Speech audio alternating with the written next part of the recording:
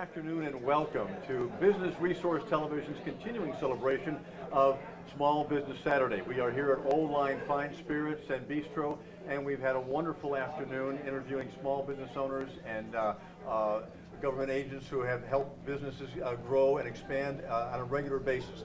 We're wrapping up this part of the segment with a quick reminder that the Chamber of Commerce has their 10th annual Small Business Summit coming up June 11th to 13th in 2014. And the key is that the registration opens December 1st.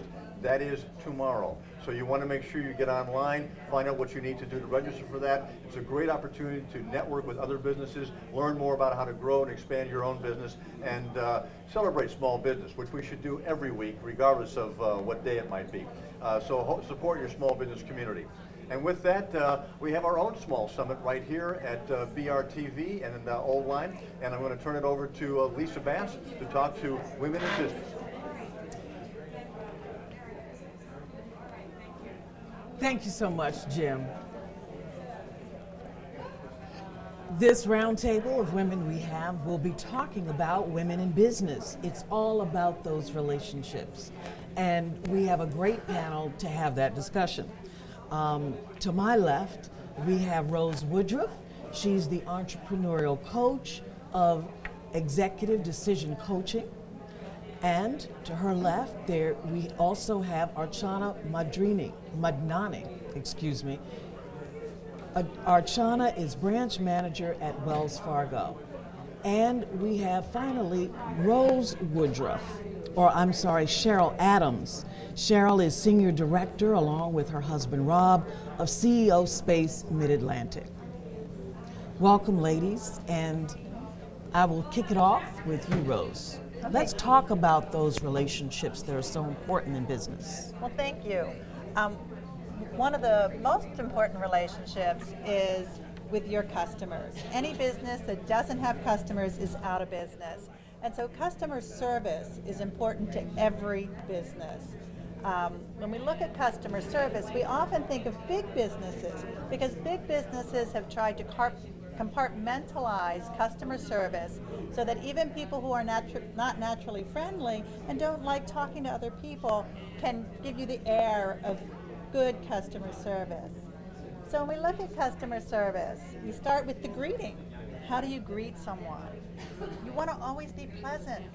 You want to be personable. You are the face of the business. No matter what the business is, the person who connects with the customer or prospective customer is the face of that business at that time. So the greeting's very important. Warm, friendly. If your business brand is efficient, then it should be efficient. Whatever that greeting is, it needs to portray your brand to your customers. Then for customer service, we go into questioning. We question because we're trying to efficiently learn what is it that that customer needs from us? Why is that customer coming to us? What do they need? So we try to do questioning, again, to gather that data so that we can then meet their needs and solve their problem. After that, it's our value proposition. What does the customer need that we're going to give them? Zappos is one of the premier customer service companies in the country, and what they do to get the highest customer service is they empower their telephone responders, their bottom line employees, to solve the customer's problem no matter what. So when you call Zappos, the person you talk to, they are empowered to make a difference to your problem. And then, if it's a call or in person, we always have to end that contact. So for a call, we don't want to feel like we're rushing the customer away because it's all about the relationship. Mm-hmm. Nobody wants to be pushed out the door. And you'll notice that often you'll hear, is there anything else I can do for you today? Is there anything else I can help you with today? And that's really about making the customer feel like you are there for them, whatever it takes. Mm. So every interaction with a customer is an opportunity to turn them into a raving fan or an unhappy customer or an ex-customer. So with customer service, it's all about the relationship that you have with that customer and really making sure that the customer experience is one that's going to make them feel like you value their business and you want to maintain that relationship, that you can meet their needs and keep them coming back. So in customer service, it's not just on the phone, it's not just in person. Your website is a customer experience. So if I go to a website and I'm clicking through, if I submit information, I need to get something back that says, hey, we received your information. You can actually lose a customer because they give information and the screen doesn't change. And they don't know if the information went through or not. They feel incompetent because maybe they didn't click it right, submit it right, maybe they missed information. So every detail of that online experience with your customer affects your business relationship with them. Similarly, that's what the whole avatar helpers are online, or the live chat. It's really about letting that customer know that you are there for them to meet their needs any way your business can.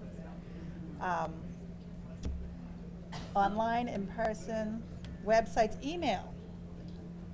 When you send an email or even a snail mail, what are you doing with your relationship with the customer when you send it? You know, often they'll have your name. So, dear Lisa, or hello Lisa. That's all about customer service and that relationship that companies want to create. And this is where small businesses actually have an advantage, because in large businesses, you have people trying to manage multiple layers of people under them, trying to make sure that they put on the face of the company, the brand of the company, in a warm, welcome way to customers. It's much easier to manage that when you're in a small office with just a few employees, where if there's a problem, they can go get the information they need right away and take care of whatever the issue is. And often people will visit a business because the people who wait on them, the people who serve them, know them by their name, know about their family, know about what their issues are in their lives, and make that human connection. We were talking about that earlier, I think, Yep. Adnan and I, and so it's funny that you would hit on that, because that is critical, that distinguishing the business. I want to talk also to Cheryl a little bit about that relationship and growing relationships to, in turn, grow the bottom line, and that's something that you are an expert in. Well, one of the things I think starts in relationship is really relationship with ourselves. If we do not have that relationship, good relationship with ourselves, that cooperation with ourselves, and we're competing within, then that's going to show as we're reaching out and extending ourselves to others, there's going to be a block. So there's an inner game that we would come into as working in cooperation. My husband and I have been married for 27 years, and we've been working together as entrepreneurs almost 10 years. Same house, same office, and that takes cooperation and relationship building. It takes opportunity to celebrate the differences. And so when we're building relationships with business owners and with our spouses or family members, it's important to celebrate the differences and to acknowledge people where they are. Find the common ground. Find where there is commonality with business. And then celebrate that person, acknowledge them, listen to them. I find many times that people will come and they will talk and talk and talk about themselves in networking opportunities. And it's not about us. Relationship building is all about the other person. It's all about listening and finding and acknowledging and learning who they are, and then finding at that common ground. Then it begins where there's trust that's built, when you build trust and a bond with the other person, then you're going up that sales mountain, and you don't get to the top of that sales mountain dancing with your customer until you've created a bond and a trust. So there has to be some type of a heart-to-heart connection and a trust that comes about. Now, you talked earlier about conferences that you have that help business owners build that trust between one another. Can you elaborate on that?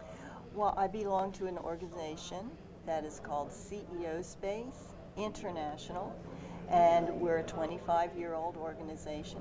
We meet 5 times a year for a week at a time.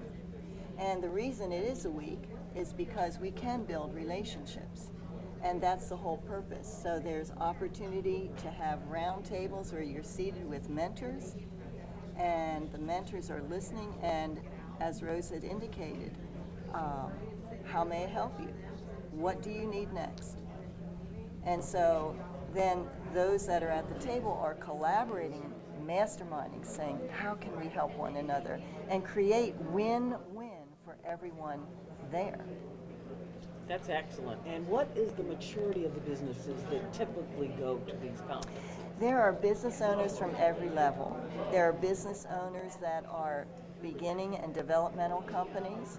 There are business levels that owners that are 3, 5, 10 years. And then there are the mature business owners that are the mentors at the table. And we have also investors. So it's a combination. We all come together to collaborate versus competition. So it's cooperative capitalism versus competitive capitalism. And that elevates and accelerates the way we do business. Now, are the investors venture capitalists? I'm just curious. They are not. They're angel investors. Angel investors, Yes. excellent. Yes. In fact, we'll be having, we actually have a very strategic teaching on a Friday, Saturday, Sunday, where they're speaking and teaching on how to present yourself, how to raise capital, and now the new crowdfunding laws, they'll be touching on that. So that next opportunity is coming up December 6th, 7th, 8th for that particular opportunity. And then the whole week would end up by the 15th of December. Okay, and when we're going to take a break right now, and when we come back, we want to talk a little more about vehicles for building a relationship with Wells Fargo and a bank in a more institutional kind of setting. When we come back. Since the 1800s or earlier, scholars have been researching leaders and leadership. And all of the research points to 4 areas that have propelled leaders to success, whether during a depression, recession, or personal disaster. The great M's of success in business are mentoring, masterminding, marketing, and motivation. Having a professional mentor or coach is a proven success strategy. I'm not talking about a trusted friend or family member.